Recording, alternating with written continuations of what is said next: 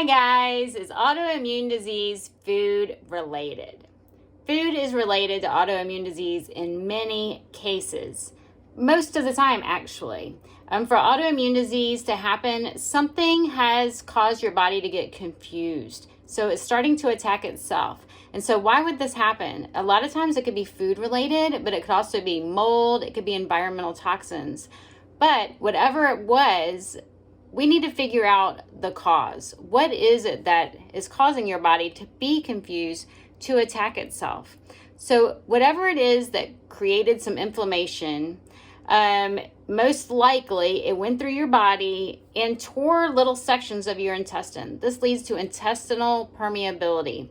It's kind of like getting up and bumping your knee on something every single day. Eventually you get a hole in your knee. It doesn't matter what else is happening. You get up and bump your knee, you can bandage it, do whatever to fix it, but you get up and bump it again the next day. The same thing happens on your insides. So if you eat something that is causing some sort of inflammation to you, it's going to start doing that and create more and more damage and holes, and things get through there, and the proteins from foods can get through there, and that's not where food belongs. It's supposed to stay inside that tube that goes from your mouth all the way out. And so when those things go through, the body doesn't know what to do with it. It doesn't recognize it. It knows it's foreign and it needs to attack it. And so it goes and says, this most likely looks like this. So for me, for thyroid issues, the thyroid cells look a lot like gluten protein. And so the body is attacking the thyroid. So for most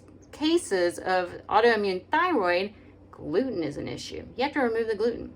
For some other issues, PCOS and RA, there's strong links with dairy. And so it could be dairy. It also could be gluten. We don't know. And so it's very important to get to the root cause. My doctors told me food had nothing to do with it. And I kept insisting there has to be something that's caused this. They kept telling me food and lifestyle had nothing to do with it. That it was just a fluke. We don't know what caused it. But now I know, and hopefully you know too, that there are many, many different things that could have affected it.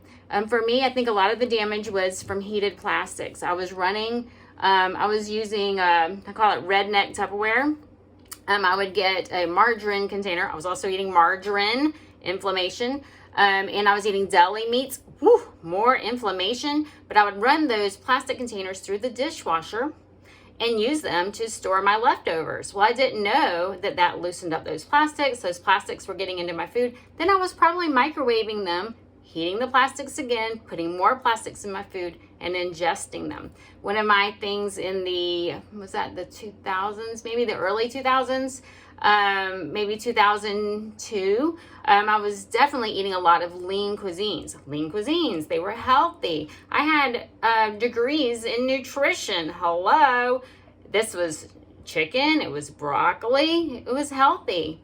But I was heating them up in black plastic. And I also went back later and looked at the ingredients, something that is my number one rule, something I should have done many, many years ago. Read the ingredients. Lean cuisines had like 15 ingredients, and I probably only knew 3 or 4 of them. And so lots of chemicals. And so there are a lot of different things that affected me and my issue. It's important that we get to the root cause of yours.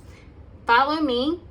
These are things that I like to work on and discuss. I have programs that can help you get to your root cause so that you can reverse or at least get yourself into remission and feeling better and moving.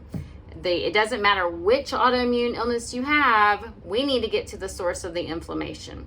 For me, thyroid was my first one. I kept listening to the doctors instead of my own tuition. I ended up developing other ones and finally discovered my root cause and was able to recover and get myself into remission for mine. And I hope that I can do the same for you.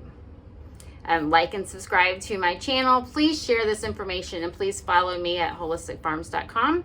And I'm also at holisticfarms.com on Facebook. You can find me there too.